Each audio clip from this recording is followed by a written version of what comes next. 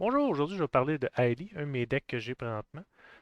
Grosso modo, c'est un deck de perdage de vie. Le but, c'est mes vite tribal, me rendre le plus bas de vie possible, puis échanger mes points de vie avec quelqu'un, puis que le gars aime pas sa vie.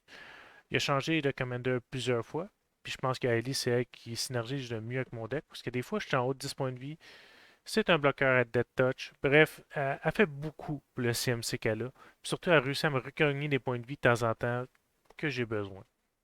On va commencer par les removals. Les removals, c'est Janguish Unmaking, qui est simplement un exil pour perdre la vie. J'ai mis aussi un petit peu de monarque, pour la simple et unique raison que je veux du monarque, c'est que tout le monde peut se bâcher sa gueule autre que moi, une fois qu'ils m'ont tapé une fois sa gueule. Mon Taphagony fonctionne extrêmement bien avec ton deck. On va passer par Wardy, Forsake the Unwardy. C'est pas vraiment une carte excellente, mais c'est à cause que mon playgroup a beaucoup de commanders, c'est des indestructibles gods. Fait que c'est une façon de résoudre ça. Slaughter, je trouve juste ça très intéressant, ce deck en tant que tel-là. On a aussi des removals que tu peux faire des coups alternatifs comme perdre la vie, snuff out. Moi, j'aime bien ça. Honnêtement, ça synergise très bien avec le deck. Puis une fois que tu es rendu à trop bas de vie, ça va pouvoir changer ton point de vie. Je vais montrer ça plus tard. Soit tu peux share, c'est incroyable. Ça buff l'ennemi que tu vas pouvoir récupérer ses points de vie plus tard. Puis j'ai même un petit counter spell juste pour faire beau, mais en même temps, ça te fait perdre la vie. Fait que, who cares? Dans le ramp, il n'y a rien d'extraordinaire. On voit les ramps bien normales. J'ai mis Verge Ranger dans le ramp parce que j'aime ça savoir ce qu'on ma prochaine carte. Parce qu'il y a beaucoup d'interactions avec ta prochaine carte en tant que telle, si tu veux piger ta carte ou non. C'est pas vraiment là pour le REM, mais ça me fixe bien souvent, puis je prendrais peut-être Keeper of the Accord à la place. C'est à tester. La seule affaire qui est intéressante dans Mana Base, c'est des affaires comme Pressing Talisman, puis peut-être changer mes signets pour des affaires qui est comme Talisman of Hiérarchie, que tu peux me faire moi-même des points de dégâts.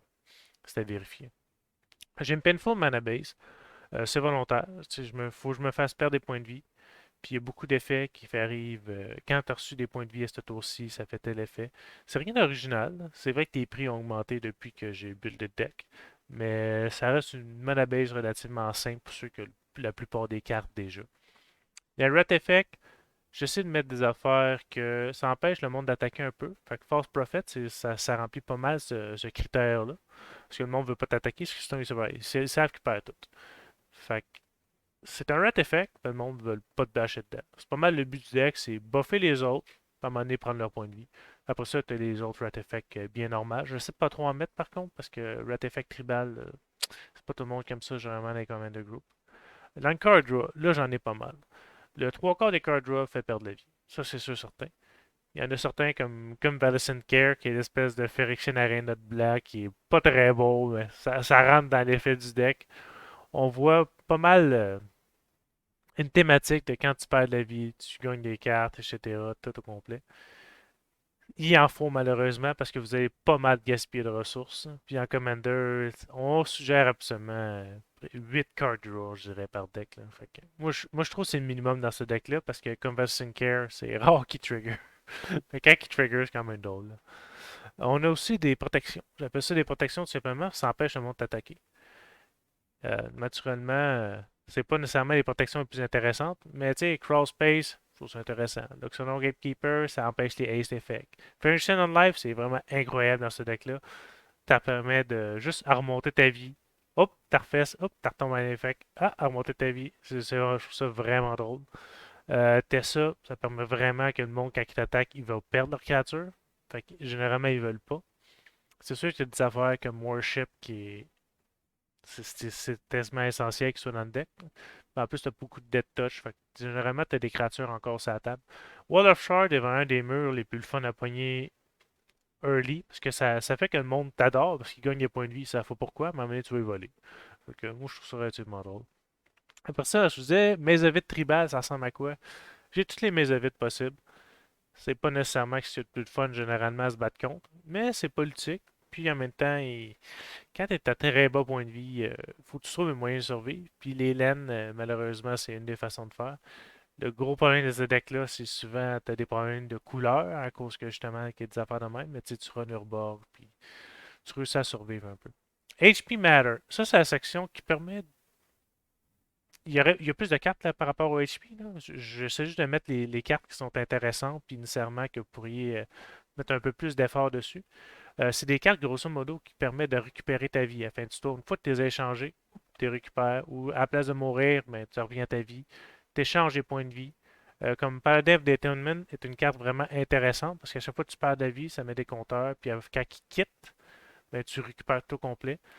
On a des affaires comme Reaping Kind qui permet juste que tout le monde va juste mourir. Généralement avec un Exert Effect, là, tu te rends un point de vie, tu exertes. Tented par ma affaire que Children. Soul Country, c'est une autre affaire pour changer les points de vie. Il y a d'autres effets pour changer les points de vie, mais malheureusement, à force que je teste, je me dis que j'en ai pas vraiment besoin de plus que trois. Parce que tu as des tutors nécessairement pour les enchantements. Thrift Prediction, les cartes les plus haïes de Magic. Parce que le monde n'aime pas ça, tomber à 13 points de vie. Unspeakable Symbol, ça permet vraiment de contrôler correctement tes points de vie, puis complètement messer up le combat phase de beaucoup de monde parce que c'est target creature. Après ça, des petites cartes grosso modo comme ça. Je devrais peut-être mettre Second Sunrise. C'est encore à vérifier. Ça reste une bonne win-con, mais j'aime pas trop les cartes win the game en général. Bon, tu sais, Handmaid Dead, Whisper, Dome Whisperer, ça te permet de encore une fois niaiser tes points de vie. J'essaie vraiment d'avoir aussi des solutions par rapport au cimetière. Fait que Kalitas Return of Get est pas mal là-dedans. Stunning for Soul est une carte que j'ai essayée. À date, je suis pas trop impressionné par, mais ça peut être intéressant. Des Wincon, malheureusement, il en faut. Hein. Entry the Angel, ça paraît stupide, mais généralement, le monde a assez dépensé de merde. Qu'est-ce que c'est une Wincon? Le processeur, généralement, tu fais des CSS de tous les tours est suffisant. Tinted Remedy, j'ai jamais vu une fois que j'ai pour moi tué un player avec cette carte-là une fois qu'on change des points de vie. Parce que ça faut dire que quand on change des points de vie, tu gagnes des points de vie. Ça va dire, moi, je suis à 13, lui, il est à 40. On échange de points de vie. C'est comme je serais gagné 27 points de vie et vice-versa. Il va en perdre 27, donc il va mourir. Ragged Vein semble une carte complètement inutile, mais rappelez-vous qu'on descend les points de vie une quantité vraiment basse. Donc, dès qu'un bloc, la personne meurt.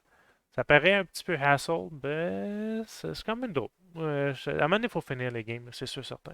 Fait qu'en conclusion, moi je trouve que c'est un deck vraiment le fun. J'ai toujours du fun à jouer avec. C'est extrêmement politique. C'est un thème que le monde s'attend pas en général. C'est juste drôle que, c'est quoi ton deck? Je perds de la vie. Les gens, à un moment donné, savent plus quand t'attaquer, le nombre de Mésévites, etc. Fait qu'ils vont commencer à s'attaquer entre eux, monarques, etc. Après ça, c'est extrêmement politique. Ça, j'aime bien. Ça permet de faire beaucoup de parlage. C'est une des raisons que j'aime Commander en général, c'est que tu peux interagir à tes amis ou à du monde random sur Internet à Spell Table, on s'entend. C'est un bon 6 sur 10. Pourquoi je dis 6 sur 10? Parce que je suis pas mal sûr que trois quarts des Freakens, j'ai massacre. Mais on s'entend que c'est pas vraiment optimisé pour deux scènes. N'importe quel deck optimisé ou un deck de laine Matter va gagner très facilement, mais je trouve que ça se défait relativement bien. Fait que sur ça, je vous souhaite une bonne journée. Au revoir.